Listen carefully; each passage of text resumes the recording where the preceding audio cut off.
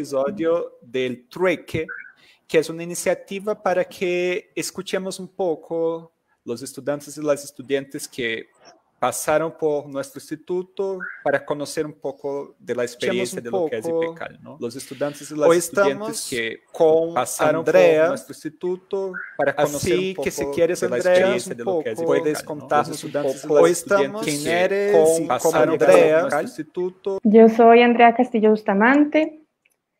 Yo nací aquí en Bogotá, soy de Colombia, entonces estudié como proceso de formación en psicología en la Universidad Externado, y allí pues me fue interesando todo el campo educativo. Realmente estuve casi siempre muy peleada con la psicología clínica, aunque ahora hay procesos muy lindos sobre eso, pero casi siempre estuve peleada con eso.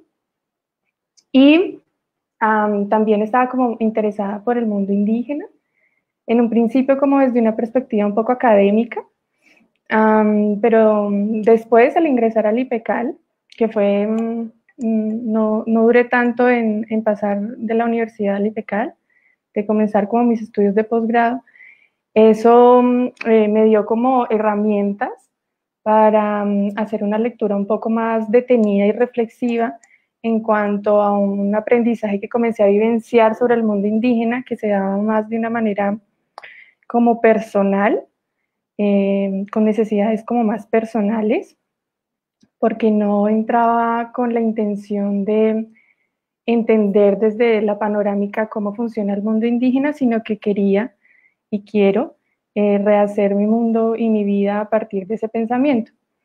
Entonces, bueno, eso es como lo que soy yo. Ese aprendizaje del pensamiento ancestral lo inicié con la comunidad Muisca Cieuazue de la localidad de Fontibón, guiada por el abuelo Hualcalá Alaba, que es justo como lo que yo trabajo en la tesis. ¿Cómo que la propuesta de IPECAL te lleva y te ayuda a encontrarse con ese paso de ver los indígenas como proceso académico y de traer esos saberes y el diálogo con esos sujetos como parte de tu vida? Desde la academia nos han instaurado una forma de pensar y una manera de relacionarse con la realidad en el ejercicio de construir conocimiento desde una postura externa, ¿cierto? Donde la realidad es entendida como un objeto acabado y desligado del sujeto. Entonces, pues casi siempre las lecturas están adscritas en el ejercicio de describir, de explicar, incluso y casi siempre de diagnosticar. Entonces el sujeto investigador no está ahí, nunca se mira, nunca se reflexiona en relación a eso que observa.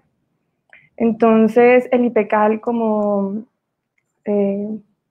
parte fundante y que es justo lo que nos moviliza a todos, es recuperar la subjetividad del investigador como herramienta para darse cuenta de la manera como entra en relación con eso que quiere observar. Es decir, que el sujeto ya no es alguien desligado de la realidad, sino que hace parte de la realidad, ¿sí? Es un ejercicio donde uno se da cuenta que es pensado, pero también tiene la capacidad de pensar y de resignificar eso que ve. ¿Cómo ha sido para ti ese reencuentro con su subjetividad? Como ese reencuentro se dio pues en este proceso de aprendizaje en el IPECAL, es un tanto difícil, ¿no? O sea, no es fácil retornar y darse cuenta desde qué lugar uno habla, ¿sí? No es fácil reconocer cuáles son las creencias, las necesidades, las representaciones y las maneras de entrar en relación que construyen esa narrativa que uno usa de manera coloquial aquí y allá, no solamente en la academia. Entonces sí es un tanto difícil retornar sobre sí y darse cuenta de eso. Sin embargo, pues en el IPECAL hay un ejercicio muy lindo que se llama la didactobiografía, y es justo la que te permite, a partir de la narración escrita, leerse en compañía con los compañeros del círculo de reflexión y construir como unas preguntas de sentido que logran develar esa manera como tú piensas y te piensas en relación con la realidad. Entonces, es un poco complicado al principio porque no estamos acostumbrados a hacerlo, a ligar la experiencia y la subjetividad en la construcción de conocimiento, pero sin embargo, pues el IPECAL tiene esas herramientas para poder lograrlo. ¿Cuáles fueron, desde la didactobiografía, sus más grandes descubiertas? Bueno, entonces como te venía contando, en este ejercicio de querer rehacerme desde el pensamiento ancestral indígena, pues siendo mestiza y siendo urbana e incluso académica, esta misma experiencia sociocultural y formativa me generaba como algunos ruidos en torno a ese aprendizaje que iban dando en la comunidad, donde por un lado para mí era difícil como entenderme como indígena y que otros me reconocieran como tal, eso por un lado, y por otro lado, esto de darme cuenta que esa lógica de razonamiento descriptiva y explicativa se me convertía como en un obstáculo para aprender a hacer vivo un pensamiento que parte desde una lógica de razonamiento holística y orgánica. Entonces, en el ejercicio didactobiográfico, comienzo a darme cuenta y comienzo a poner bajo sospecha esta creencia y esta necesidad de tener que ser reconocido por el otro. O sea, ¿por qué surge la necesidad de que tengo que ser reconocido por alguien externo para que valide eso que yo quiero ser? Entonces, eso es lo que allí intento un poco indagar y yo lo denomino como el miedo a la orfandad, que tiene que ver con todos estos mecanismos de coacción evaluativa que funcionen en la familia, en la escuela y en la universidad, que de alguna manera te introducen en una lógica paternalista donde unos te orientan, te dicen cómo debe ser, de qué manera debe ser y por qué camino debes transitar ese deber ser, lo cual implica que el sujeto pues quede en un lugar como pasivo y dependiente frente a procesos incluso de transformación social que pueda emprender y querer hacer. Entonces el reconocimiento es como ese hecho explícito que hace que, o sea, la necesidad de reconocimiento es ese hecho explícito que hace que tú entres como en toda esta lógica y necesites siempre de alguien que te oriente y te diga cómo debe ser. Entonces, eso es como un poco lo que construyo allí. Y bueno, pues en el capítulo 3 pongo bajo sospecha esa necesidad en toda esta dinámica de la comunidad indígena, muisca. Yo me acuerdo que parte de tu proceso investigativo pasó justamente por un cambio, por una percepción de qué sujeto tú estabas hablando, ¿no?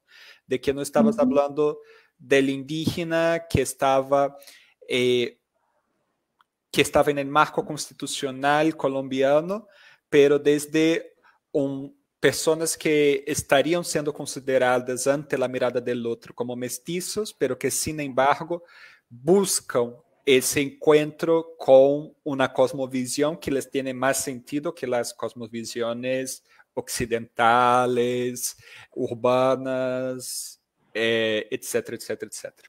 Mi pregunta es, para ti, ¿cuál es la importancia del sujeto en ese proceso de construcción de conocimiento? Pues es importante en el ejercicio de la construcción de la investigación reconocer cuál es el sujeto que está abordando allí. Hubo algo particular, digamos, en mi investigación y era que yo como sujeto investigador hacía parte del sujeto social que quería indagar. Y pues en este esfuerzo de pasar de una lectura panorámica, analítica, a una lectura crítico y hermenéutica, implicaba darme cuenta que en un principio yo comenzaba a hablar del mundo indígena desde el ser indígena. Pero esto me llevó, y pues junto con tu asesoría, a darme cuenta que yo estaba hablando del mundo indígena desde el ser mestizo. Porque justo en esta comunidad muisca Ciego Azué, Somos un conglomerado de personas muiscas que están interesadas en recuperar el pensamiento ancestral indígena como posibilidad de transformación sociocultural. Justo porque pues, en esta vida que transitamos y que tenemos, estamos obligados a andar allí, es como una perspectiva de construir una realidad muy inhumana. Entonces es este espacio el que nos permite reconfigurarnos desde una posibilidad más humana. Entonces, darme cuenta de eso, o sea, darme cuenta que era el esfuerzo del ser mestizo para construir esta realidad desde el pensamiento ancestral, fue el que me permitió adentrarme y darme cuenta y aprovechar mi subjetividad como ser mestizo, urbano y académico. Es eso. ¿Podrías contarnos un poco de las descubiertas que tuviste en ese proceso? Bueno, pues sería como un poco difícil relatar todas como los campos de posibilidades que se abrieron allí, pero lo interesante en síntesis es que, así como les venía contando, esta necesidad y esta creencia que hay sobre requerir un reconocimiento externo para validar eso que uno quiere ser, en la comunidad muisca Cibazué, eso de alguna manera se pone bajo sospecha, porque el concepto de indígena, ¿sí?, que se construye desde la academia y desde el campo legislativo, de alguna manera sirve como para parametralizar y para distinguir quiénes son y quiénes no son indígenas, ¿sí? Y de alguna manera, pues entonces este proyecto comunitario no cabe allí en ese concepto. Entonces eso me hizo darme cuenta que allí se daba era un proceso de autorreconocimiento, lo cual implicaba poner bajo sospecha y hacer el esfuerzo de resignificar y de indagar qué se entiende entonces desde esta comunidad por ser indígena, por ser mestizo y por ser muisca.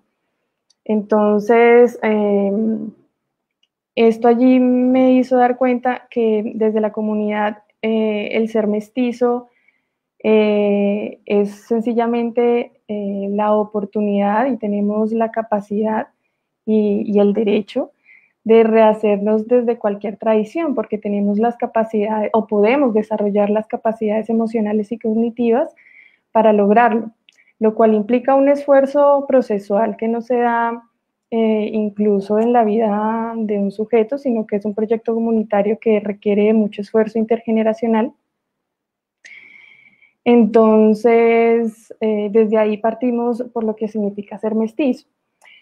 Y lo indígena entonces sería como una forma de vida, una forma de pensarse y de construirse en relación a la realidad. Entonces, lo interesante allí es que el ser muisca, que significa ser gente medicina, está en la tarea de velar, darse cuenta, reflexionar y enmendar toda esa carga subjetiva que se reconstruye a partir de su experiencia sociocultural y sanear como esa enfermedad para poder rehacerse desde un pensamiento ancestral indígena. Entonces, este autorreconocimiento, que se da principalmente a partir de un aprendizaje espiritual, da la posibilidad de pasar de una matriz de pensamiento a otra. Esta matriz de pensamiento que aprendimos desde la vida urbana como mestizos a una matriz de pensamiento más orgánica y holística, que el abuelo Hualcalá la denomina como esta occidental como ojo libro y esta orgánica desde la comunidad muisca como corazón montaña, lo que implica que, digamos, el ojo libro solo es verdad aquello que vemos, que es tangible, y que casi siempre está expresado a partir de la acumulación de conocimiento en los libros. Y el corazón montaña es justo lo contrario. Cuando decimos corazón es que necesitamos y requerimos la experiencia de poder transitar y corporizar un aprendizaje a partir del corazón, de esa sensación y de ese pensamiento, y todo, y como que la montaña, o sea, representa como este libro Ayo, libro Tabaco, libro Mambe, libro Yahé. Entonces implica una relación distinta y una noción distinta del sujeto y de la realidad, y requiere un desarrollo de capacidades cognitivas emocionales distintas que le traen al sujeto mestizo como un mundo de desafíos y posibilidades para lograr transitar de aquí a allá. Entonces, en esta medida, el autorreconocimiento no solo implica como algo superfluo donde estamos acostumbrados a captar la información de otros y a generar como discursos desde el pensamiento ancestral que nos comparten los abuelos y abuelas, donde todo queda resumido a parafraseos y discursos, sino que por el contrario el autorreconocimiento implica hacer conciencia de lo que somos como seres mestizos y intentar y hacer el esfuerzo de reconfigurarlo, entendiéndose como un ser holístico y orgánico que implica aprender a relacionarse de otra manera consigo mismo, relacionarse de otra manera con el otro, relacionarse de otra manera con el territorio, incluso con el universo. Entonces es un ejercicio que exige como reconocerse como un ser situado históricamente y socioculturalmente desde un pensamiento más holístico y más complejo. Bueno, creo que por hoy me parece una buena manera de cerrar el trueque. Así que muchas gracias, Andrea, por aceptar la invitación. Gracias a ti, Joao.